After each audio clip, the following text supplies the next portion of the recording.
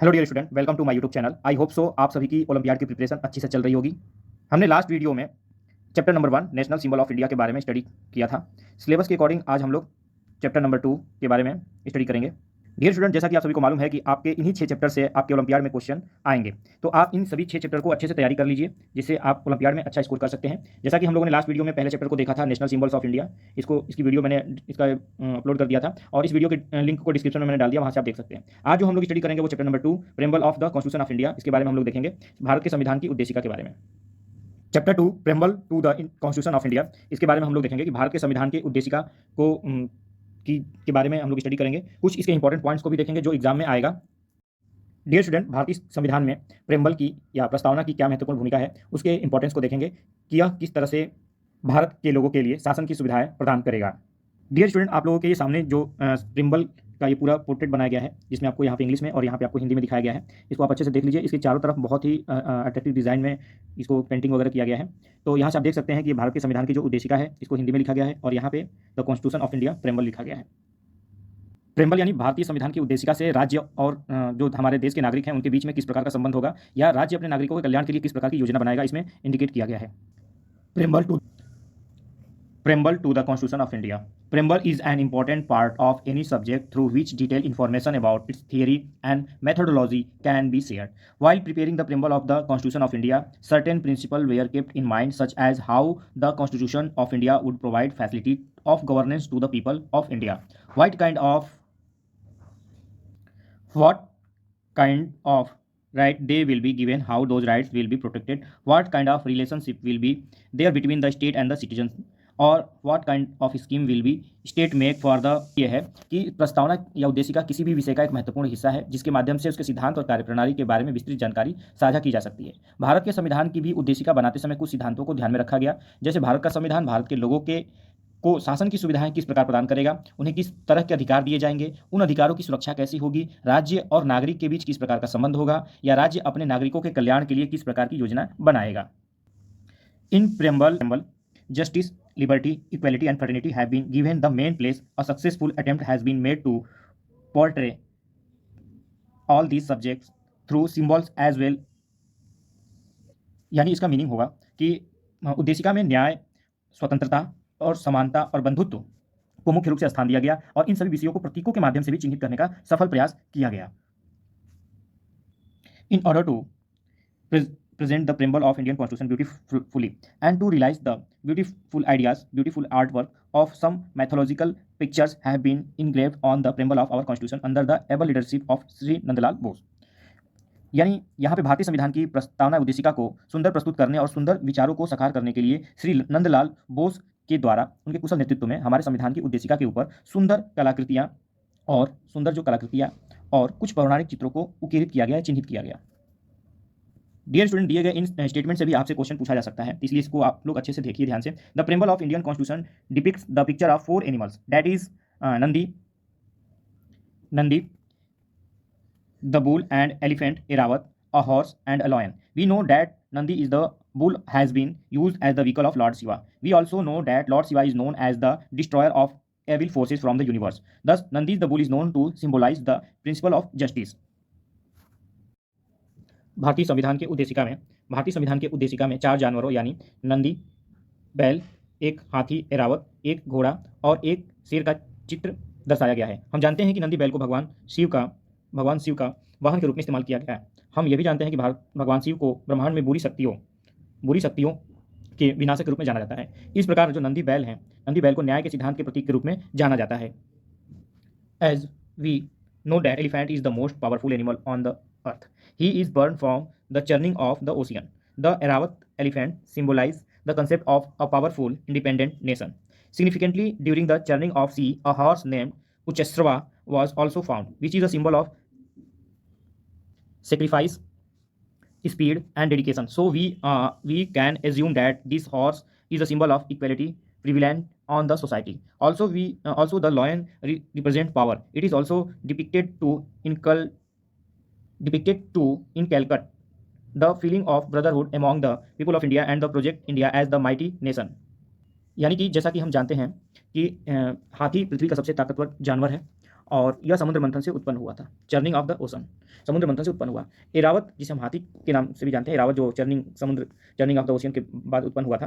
तो एरावत हाथी जो शक्तिशाली स्वतंत्र राष्ट्र की अवधारणा का प्रतीक है।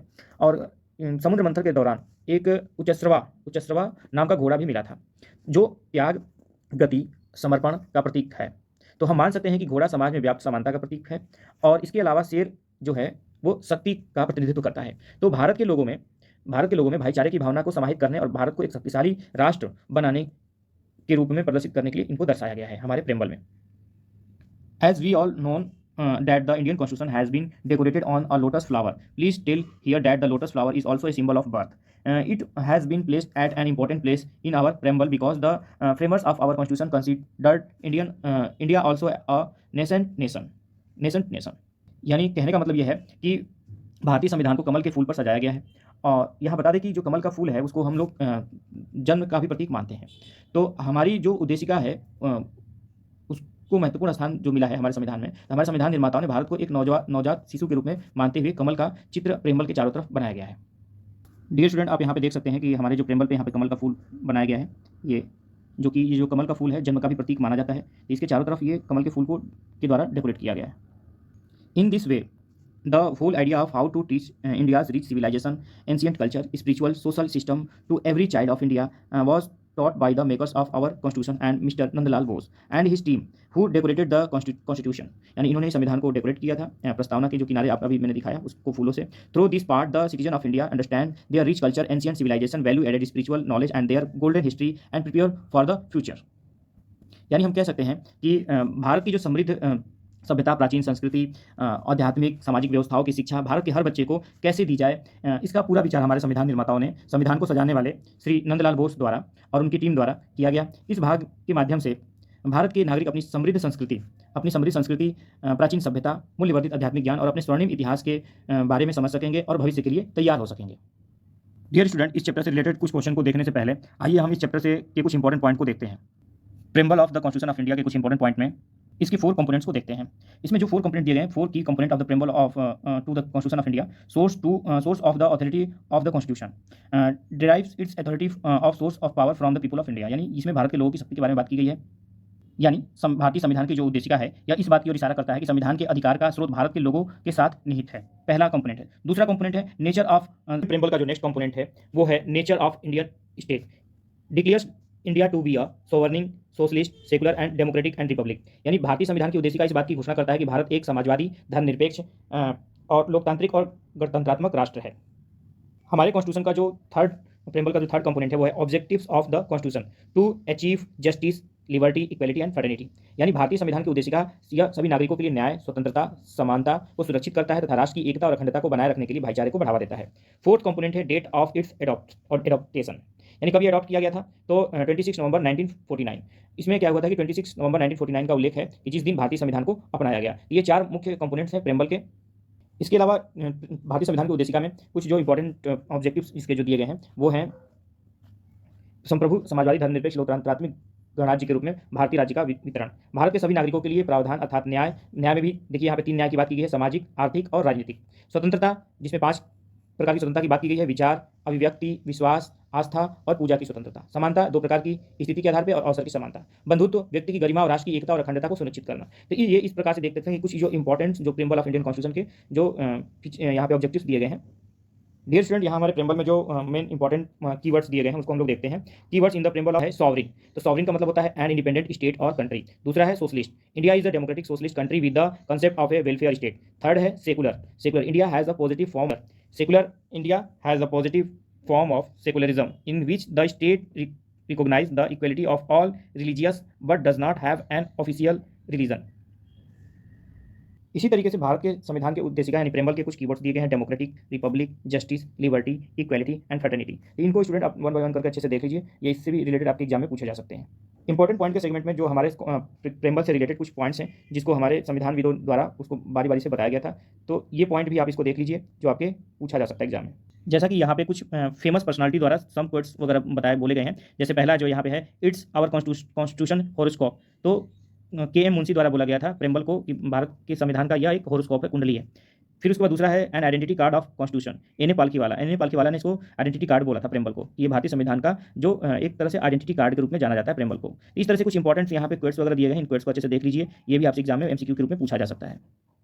हमारे इंडियन कॉन्स्टिट्यूशन के प्रेम्बल से रिलेटेड कुछ इंपॉर्टेंट पॉइंट के सेगमेंट में, ये लास्ट जो सेगमेंट है वो है हमारे जो कॉन्स्टिट्यूशन में केवल और केवल एक बार अमेंडमेंट किया गया, amendment of preamble. So for the preamble has only been amended once in 1976, और इसको हम बोलते हैं 42nd constitutional amendment act, which added 3 new words to the preamble such as 2 words socialist and secular. यानी हमारे भारतीय संविधान की प्रस्तावना या उद्देशिका में केवल एक ही बार संशोधन हुआ है। 1976 में 42वें संविधान संशोधन के द्वारा उद्देशिका में संशोधन किया गया, और जिसमें 3 नए शब्द समाजवादी, धर्मनिरपेक्ष और अखंडता को जोड़ा गया। तो यहाँ जो 2 वर्ड्स दिया गया सोशलिस्ट और secular in the nature of the Indian state के अकॉर्डिंग इसको जोड़ा गया, और तीसरा जो वर्ड जोड़ा गया था 1 word integrity in the objective of the Indian constitution के अकॉर्डिंग जोड़ा गया। ये 3 नए जो शब्द थे जिनको 42वें संविधान संशोधन के द्वारा हमारे संविधान की प्रस्तावना उद्देशिका में ऐड किया गया था, जोड़ा गया था। डियर स्टूडेंट, अब चैप्टर नंबर 2 से रिलेटेड हम कुछ इंपॉर्टेंट क्वेश्चन को देखते हैं कि which portion of our constitution reflects the mind and ideals of its framers. तो उसका राइट आंसर है preamble. Preamble is right answer. यानी भारतीय संविधान का कौन सा भाग जिसके निर्माताओं के मन और आदर्शों को दर्शाता है, तो वो है प्रेम्बल यानी उद्देशिका प्रस्तावना। उसके बाद क्वेश्चन नंबर 2 है विच of the following has adopted after the entire constitution was enacted. तो उसका भी राइट आंसर है प्रेम्बल। प्रेम्बल को यानी कहने का मतलब यह है कि संपूर्ण संविधान के अधिनियमित होने के बाद निम्नलिखित में से किसे अपनाया गया था, तो वो है प्रेम्बल को अपनाया गया था। The preamble of the constitution was prepared by. तो ये किसके द्वारा तैयार किया गया, संविधान की जो उद्देशिका है या संविधान की जो प्रस्तावना किसके द्वारा तैयार किया गया, तो पंडित जवाहरलाल नेहरू द्वारा तैयार किया गया। तो इसका राइट ऑप्शन होगा option number A, Pandit Jawaharlal Nehru. Next question है प्रेम्बल इज, उद्देशिका या प्रस्तावना है, इसका राइट ऑप्शन होगा C, only an introduction not forms part of the constitution. यानी केवल यह एक उद्देशिका है, संविधान का हिस्सा नहीं है ये। इसका राइट ऑप्शन होगा option number C. Who describe the preamble of the constitution as an identity card of the constitution. यानी कहने का मतलब यह है कि किसने संविधान की उद्देशिका को या प्रस्तावना को संविधान का पहचान पत्र आइडेंटिटी कार्ड बताया था। इसका राइट ऑप्शन है ए, एन ए पालकी वाला। नेक्स्ट क्वेश्चन है what was the exact constitutional position of the Indian Republic when the constitution was brought into force with effect from January 26, 1950। तो इसका राइट ऑप्शन होगा ऑप्शन नंबर बी, अ sovereign democratic republic. यानी संविधान लागू होने पर भारतीय गणराज्य की सही संवैधानिक स्थिति क्या थी, तो वो है एक संप्रभु धर्मनिरपेक्ष लोकतांत्रिक गणराज्य। Option number B is right option. The text of the preamble of our constitution aims to secure. इसका राइट ऑप्शन होगा option number C, dignity of the individual and unity and integrity of the nation. कहने का मतलब यह है कि भारत के संविधान का उद्देश्य प्रस्तावना का पाठ सुरक्षित करना है। इसका राइट ऑप्शन होगा ऑप्शन नंबर सी, व्यक्ति की गरिमा और राष्ट्र की एकता और अखंडता। The word secular in the preamble of our constitution was, इसका ऑप्शन होगा राइट ऑप्शन होगा option number C, added by the 42 amendment of the constitution in 1976। यानी भारत के संविधान की प्रस्तावना में उद्देशिका में धर्मनिरपेक्ष शब्द को कब जोड़ा गया था। इसका राइट ऑप्शन है, सही उत्तर है संविधान के 42वें संविधान संशोधन 1976 के द्वारा हमारे संविधान में इसको जोड़ा गया था। तो option number C. The expression socialist was intentionally introduced in the preamble by the Constitution 42nd Amendment Act 1976. Its principal aims is to, इसका राइट ऑप्शन होगा option number C, eliminate inequality in income and status and standard of life। Option number C is right option. Next question है the historic objective resolution was moved in the constituent assembly by. यानी संविधान सभा में ऐतिहासिक उद्देश्य संकल्प किसके द्वारा लाया गया। इसका राइट ऑप्शन है option number C, Jawaharlal Nehru द्वारा इसे लाया गया था। The ideals of liberty, equality and fraternity in the preamble is inspired by. इसका राइट ऑप्शन है option number B, French revolution. प्रस्तावना में या उद्देशिका में स्वतंत्रता, समानता और बंधुत्व के आदर्श को किससे प्रेरित मानते हैं। तो इसका राइट ऑप्शन है फ्रेंच रेवोल्यूशन, यानी फ्रांसीसी क्रांति द्वारा इसको हम लोग ये प्रेरित हैं। How many times has the preamble to the constitution of India amended. यानी इसका राइट ऑप्शन होगा 1, केवल और केवल एक बार हुआ था। भारतीय संविधान में केवल एक बार ही संशोधन किया गया था, जैसा कि मैंने अब इस वीडियो में पहले ही बता दिया है कि केवल और केवल एक बार संशोधन किया गया। स्टूडेंट, यानी हमारे भारतीय संविधान में केवल और केवल एक बार ही संविधान में संशोधन किया गया है, और वो संशोधन किया गया 42nd अमेंडमेंट यानी 42वें संविधान संशोधन 1976 के द्वारा, और जिसमें से 3 वर्ड को जोड़ा गया, सोशलिस्ट, सेकुलर और इंटीग्रिटी। 3 नए शब्दों को जोड़ा गया, समाजवादी, धर्मनिरपेक्ष और अखंडता को जोड़ा गया। Next question is what is the meaning of sovereignty. Sovereignty का मीनिंग ये है कि authority of the government over the citizen. यानी इसका ऑप्शन नंबर ए सही है। यानी संप्रभुता का क्या अर्थ होता है, संप्रभुता यानी सॉवरेनिटी यानी संप्रभुता का क्या अर्थ है। इसका राइट ऑप्शन है option number A, authority of the government over the citizen, यानी अपने नागरिकों पर सरकार का अधिकार। This is right option. The basic character of sovereignty is, इसका राइट ऑप्शन है option number D, it is absolute and unlimited. यानी जो संप्रभुता होती है एब्सोल्यूट और अनलिमिटेड होती है। इसका राइट ऑप्शन होगा option number D. Which of the following is the source of sovereignty. तो निम्नलिखित में से कौन सा संप्रभुता का स्रोत है? संप्रभुता का स्रोत कौन सा है? इसका राइट ऑप्शन होगा option number D, the people of India. Bharat के लोग जो हैं वो संप्रभुता के मुख्य स्रोत हैं। Which of the following word is not included in preamble of our constitution? इसका राइट ऑप्शन है ऑप्शन नंबर सी, सैंक्टिटी, यानी पवित्रता। पवित्रता ये जो शब्द है ये हमारे संविधान में नहीं जोड़ा गया है। इसका मीनिंग ये होगा कि निम्नलिखित में से कौन सा शब्द भारत की संविधान की प्रस्तावना में शामिल नहीं है? तो उसका राइट ऑप्शन होगा ऑप्शन नंबर सी, सैंक्टिटी, यानी पवित्रता। ये वर्ड हमारे संविधान में नहीं है। विच of the constitution of India derives it's unlimited power? Bharat का संविधान अपनी अंतिम शक्ति किससे प्राप्त करता है? तो इसका राइट ऑप्शन है option number C, people of India, Bharat के लोगों से प्राप्त करता है। नेक्स्ट क्वेश्चन है, how many types of justice are in mention in the preamble? हमारे भारतीय संविधान के प्रस्तावना में कितने प्रकार के न्याय का उल्लेख किया गया है? तो वो राइट ऑप्शन है ऑप्शन नंबर 3। मैंने जैसे कि वीडियो के पहले ही बता दिया था, 3 प्रकार के न्याय हैं, सामाजिक न्याय, आर्थिक न्याय और राजनीतिक न्याय। 3 प्रकार के न्याय हमारे भारतीय संविधान को उद्देशिका में दिया गया है। How many type of liberty are mention in the preamble? यानी हमारे भारतीय संविधान के में कितनी प्रकार की स्वतंत्रता का उल्लेख किया गया है, कितनी प्रकार की फ्रीडम या कितनी प्रकार की लिबर्टी है, स्वतंत्रता। तो वो है राइट ऑप्शन है 5 option number D is right. 5 प्रकार की स्वतंत्रता का उल्लेख किया गया है। ये 5 प्रकार की स्वतंत्रता है, लिबर्टी है, विचार, अभिव्यक्ति, विश्वास, आस्था और पूजा की स्वतंत्रता। How many type of equality are mention in the preamble? यानी भारतीय संविधान की उद्देशिका में कितनी प्रकार की समानता के बारे में उल्लेख किया गया है? तो उसका राइट ऑप्शन है ऑप्शन नंबर डी 5 प्रकार की समानता के बारे में उल्लेख किया गया है। डियर स्टूडेंट, जो ये 5 प्रकार की समानता का उल्लेख किया गया है उसमें से ये आपका है नागरिक समानता, सिटीजन इक्वालिटी, आर्थिक समानता, इकोनॉमिक इक्वालिटी, प्राकृतिक समानता जिसे हम कहते हैं नेचुरल इक्वालिटी, चौथा है आपका राजनीतिक समानता, पॉलिटिकल इक्वालिटी, और 5वां है कानूनी समानता यानी लीगल इक्वालिटी। आपका ये 5 इक्वालिटी के बारे में बात किया गया प्रेम्बल में। कानूनी समानता को इक्वालिटी बिफोर लॉ भी बोलते हैं, यानी कानून के समक्ष सब लोग बराबर हैं। Who gave the statement that the preamble is the horoscope of our sovereign democratic republic? यानी डियर स्टूडेंट्स, का कहने का मतलब है कि यह कथन किसके द्वारा दिया गया है कि प्रस्तावना यानी उद्देशिका जो है हमारे संप्रभु लोकतांत्रिक गणराज्य की कुंडली है। तो ये जो इसका राइट ऑप्शन होगा option number C, K M. Munshi द्वारा ये स्टेटमेंट दिया गया था। और इससे रिलेटेड क्वेश्चन को मैंने अपने यूट्यूब के कम्युनिटी सेगमेंट में भी अपलोड किया था, वहाँ भी आप देख सकते हैं। आपको बहुत सारे वैरायटी ऑफ क्वेश्चन मिलेंगे। आप कम्युनिटी टैब में जाकर जरूर वोटिंग करिए कि कौन सा ऑप्शन सही है।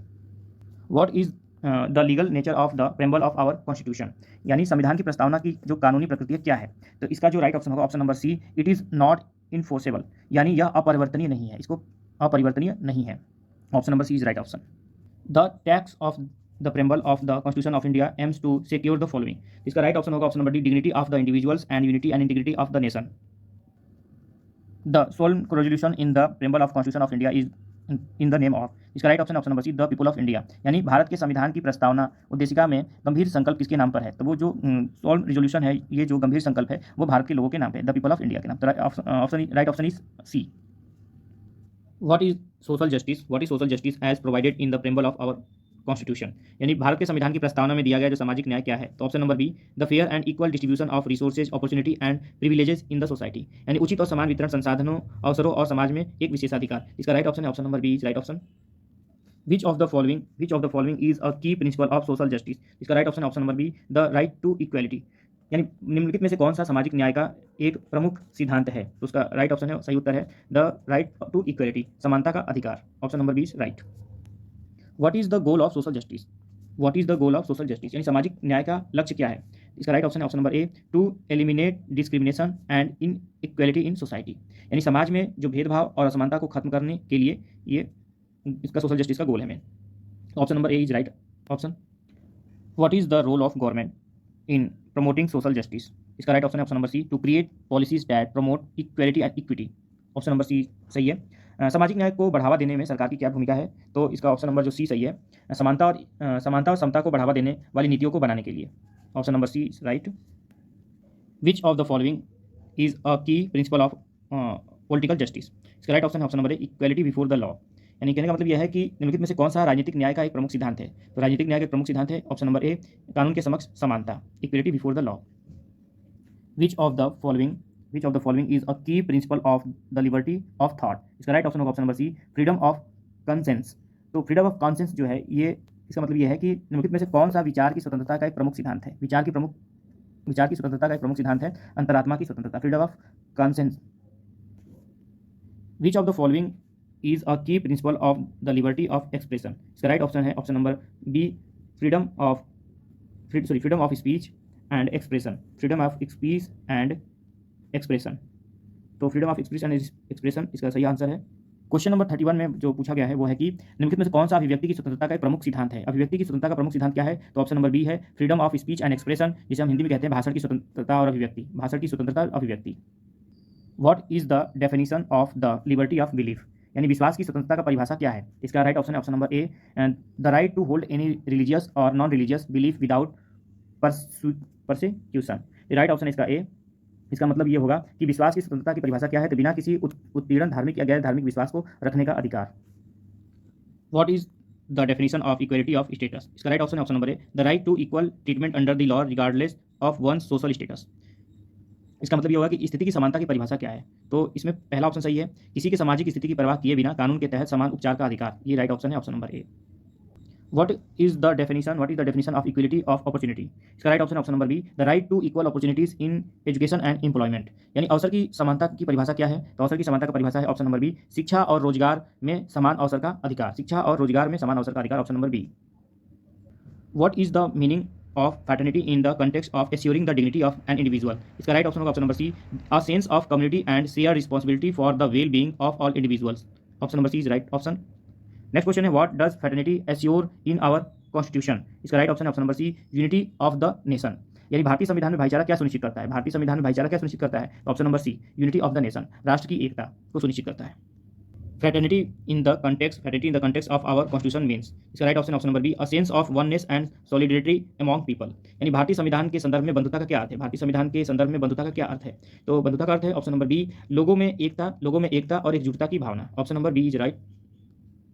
What is the importance of fraternity in assuring the unity of the nation? तो इसका मतलब यह है कि राष्ट्र की एकता सुनिश्चित करने के लिए बंधुत्व का क्या महत्व है? राष्ट्र की एकता सुनिश्चित करने के लिए बंधुत्व का क्या महत्व है? तो option number B is right option it promotes a shared vision for the nation, यानी यह राष्ट्र के लिए एक साझा दृष्टि को बढ़ावा देता है, राष्ट्र के लिए एक साझा दृष्टि का बढ़ावा देता है। तो option number C is correct. Which principles are closely linked to fraternity? इसका राइट ऑप्शन है option number A equality, liberty and justice. कौन सा सिद्धांत निम्नलिखित में से कौन सा सिद्धांत भातृत्व से घनिष्ठ रूप से जुड़े हुए हैं? इसका राइट ऑप्शन है इक्वलिटी, समानता, लिबर्टी, स्वतंत्रता और जस्टिस यानी न्याय। The poison was the first substance to emerge from the churning of the ocean, and what was the first substance which emerged from the Indian independence struggle? इसका right option है सी partition. जो partition जो था यानी जो विभाजन था, कहने का मतलब ये है कि समुद्र मंथन से निकला पहला जो पदार्थ था वो जहर था, और भारतीय स्वतंत्रता संग्राम से निकलने वाला पहला पदार्थ क्या था? तो पहला पदार्थ जो था वो था पार्टीशन यानी विभाजन। विच of the following was the first substance which emerge from the churning of the ocean, यानी समुद्र मंथन से वो पहला पदार्थ कौन सा निकला था? तो वो था पॉइजन यानी जहर। How many valuable items emerge from the churning of the ocean, Samudra Manthan से कौन कौन से पदार्थ जो आइटम्स थे निकले थे? तो उसमें कितने थे? तो इसका जो संख्या है वो है 14, कुल टोटल 14 जो आइटम्स थे जो निकले थे। विच of the following was the last substance which emerge from the churning of the ocean? वो था अमृत, जो हमारे समुद्र मंथन से अंतिम में जो निकला था वो अमृत था। तो ठीक उसी प्रकार से उसी से रिलेटेड क्वेश्चन है कि the amrit was the last substance to the emerge from the churning of the ocean, and what was the last substance which emerge from the Indian independence struggle? तो वो था हमारा constitution of India, option number A is right. अमृत जो था समुद्र मंथन से निकला अंतिम पदार्थ था, और भारतीय स्वतंत्रता संग्राम से निकला अंतिम पदार्थ क्या है? तो वो राइट ऑप्शन है option number A constitution of India, Bharat का संविधान। Over the preamble of our constitution there is one window where in four animals have been shown, which of the following are those animals? इसका option number A सही है, bull, lion, Airavat and horse. कहने का मतलब ये कि भारत के संविधान की उद्देशिका के ऊपर एक खिड़की बनी हुई है, और उस खिड़की में 4 जानवरों को दिखाया गया है। जो 4 जानवर हैं वो कौन कौन से हैं? निम्नलिखित में से कौन सा ऑप्शन जो सही है जो 4 जानवरों को इंडिकेट करता है? तो उसका राइट ऑप्शन है ऑप्शन नंबर ए नंदी बैल, लॉयन, शेर, एरावत जिसे हाथी बोलते हैं, और उसके बाद हॉर्स यानी घोड़ा। ये जो 4 जानवर थे वहाँ पे प्रस्तावना के ऊपर जो खिड़की है जिसमें 4 जानवरों को दिखाया गया है। Who was the Kamdhenu in Hindu mythology? A divine cow, यानी हिंदू पौराणिक कथाओं में कामधेनु कौन थी? तो एक दिव्य गाय थी। The Kamdhenu cow is a symbol of wealth and prosperity.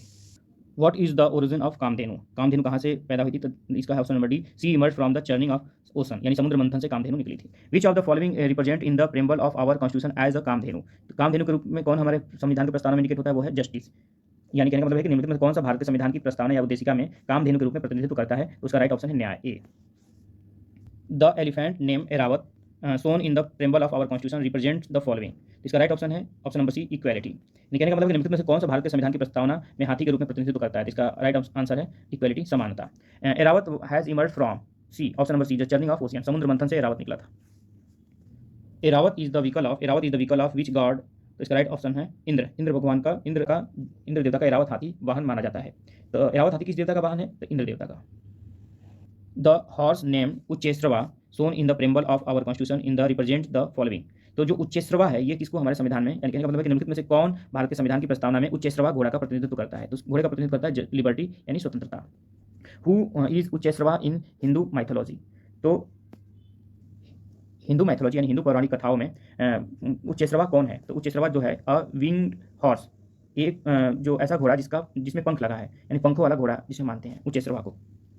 Which Hindu god is associated with Uchchaishrava? तो ये है लॉर्ड इंद्र, यानी देवता जो इंद्र थे वो उच्चैश्रवा से संबंध है उनका, भगवान इंद्र का। Uchchaishrava has emerge from the churning of the ocean, यानी उच्चैश्रवा भी समुद्र मंथन से प्राप्त। What is the significance of the 4 lion on the Ashoka Stambh? Ashok स्तंभ पर 4 जानवरों का क्या महत्व है? इसका राइट ऑप्शन है option number C, symbolising power, courage, confidence and faith. यानी अशोक स्तंभ पर जो 4 चीज़ जो दर्शाए गए हैं जिसमें से शक्ति, साहस, विश्वास और एक आत्मविश्वास के बारे में बताया गया है। यानी डियर स्टूडेंट, जो हमारे अशोक स्तंभ पर जो 4 शेर बनाए गए हैं, एक बैक साइड में भी शेर है, ये जो चारों शेर हैं एक पावर्स को, करेज को, कॉन्फिडेंस को और फेथ को, इन चारों सिंबॉलिक चीज़ों को ये इंडिकेट करते हैं, इनका यही महत्व है, सिग्निफिकेंस है। The four animals as depicted on the preamble of our constitution have been emerged from the Ashoka Stambha and which of the following are emerged from the long struggle for independence? कहने का मतलब है कि भारत के संविधान की उद्देशिका में दर्शाए गए 4 जानवर जो अशोक स्तंभ से निकले हैं और निम्न में से कौन सा जो है जो स्वतंत्रता के लिए लंबे संघर्ष से उभरा है? तो इसका राइट ऑप्शन जो होगा ऑप्शन नंबर ए होगा, liberty, equality, justice and fraternity. स्वतंत्रता, समानता, न्याय और बंधुत्व, option number A. What is the significance of 4 animals on the preamble to the Constitution of India? इसका right option number D, they represent the 4 pillar of democracy. यानी भारत के संविधान की प्रस्तावना में 4 जानवरों का क्या महत्व है? तो ये जो चारों जानवर हैं प्रजातंत्र के 4 स्तंभों का प्रतिनिधित्व करते हैं। तो option number D is right. What are the 4 pillar of the democratic society? यानी हमारे लोकतांत्रिक समाज के 4 स्तंभ कौन कौन से हैं? इसका राइट ऑप्शन है option number A, judiciary, executive, legislature and media. न्यायपालिका, कार्यपालिका, विधायिका और मीडिया जो है ये चारों जो है लोकतांत्रिक समाज के 4 स्तंभ माने जाते हैं। व्हाट इज द अशोका स्तंभ? व्हाट इज द अशोका स्तंभ? अशोका स्तंभ क्या है? Option number C, a monument. Ashoka Stambh एक स्मारक है। Next question is what is the material use to build the Ashoka Stambh? तो option number C is correct, sandstone. यानी अशोक स्तंभ के निर्माण में किस सामग्री का प्रयोग किया गया है? तो वो है बलुआ पत्थर, सैंड स्टोन का प्रयोग किया गया है। What is the name of the addict that is inscribed on the Ashoka स्तंभ? यानी कहने का मतलब यह कि अशोक स्तंभ पर अंकित शिलालेख का क्या नाम है? तो इसका राइट ऑप्शन है option number D, the pillar edict, यानी स्तंभ शिलालेख। स्तंभ शिलालेख इसका राइट ऑप्शन है। नेक्स्ट क्वेश्चन है कि how many edicts are inscribed on the Ashoka Stambh? Ashok स्तंभ पर कितने अभिलेख अंकित किए गए हैं? कितने अभिलेख अंकित किए गए हैं? तो इसका राइट ऑप्शन है ऑप्शन नंबर 9 अभिलेख टोटल जो है इंडिकेट इस पे किए गए हैं। Which country has a replica of the Ashoka स्तंभ इन इट्स नेशनल एम्बलम? यानी कहने का मतलब यह है कि अशोक स्तंभ किस देश के राष्ट्रीय प्रतीक की प्रतिकृति है? इसका राइट ऑप्शन है option number C, India. India का, भारत का अशोक स्तंभ जो है राष्ट्रीय प्रतीक की प्रतिकृति है। What is the shape of the Ashoka स्तंभ? यानी अशोक स्तंभ का आकार कैसा है? अशोक स्तंभ का जो आकार है किस प्रकार का है आपको बताना है। इसका राइट ऑप्शन है option number C, octagonal. Octagonal जो है यानी अष्टकोणीय उसका आकार है, ऑक्टागोनल। डियर स्टूडेंट, ये रहा चैप्टर 2 से संबंधित कुछ इंपॉर्टेंट क्वेश्चन, जिसमें मैंने आपको कुछ इंपॉर्टेंट इन्फॉर्मेशन के साथ इसके क्वेश्चन को भी मैंने शेयर किया। तो डियर स्टूडेंट, आशा करता हूँ कि आपको चैप्टर नंबर 2 अच्छे से समझ में आया होगा। चैप्टर नंबर 2 की वीडियो के डिस्क्रिप्शन में आपको चैप्टर नंबर 1 की वीडियो का लिंक मैंने दे दिया है। और हाँ स्टूडेंट, आप सभी मेरे यूट्यूब चैनल से जुड़े हैं, आप मेरे चैनल पर अधिक से अधिक सब्सक्राइब करिए, जिससे मुझे भी मोटिवेशन मिलता रहे और मैं आपको नेक्स्ट वीडियो जल्दी ही रिप्रेजेंट करता हूँ। जल्दी ही आपके सामने नेक्स्ट वीडियो मिलेगी आपको। तो thank you dear student, please like, share and subscribe my YouTube channel.